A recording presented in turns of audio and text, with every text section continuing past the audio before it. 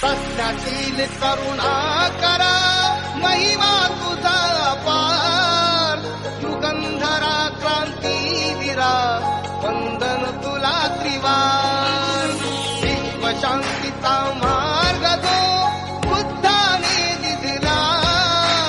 त्या बुद्धाचा धम्म जगिया वंदनीय ठरतो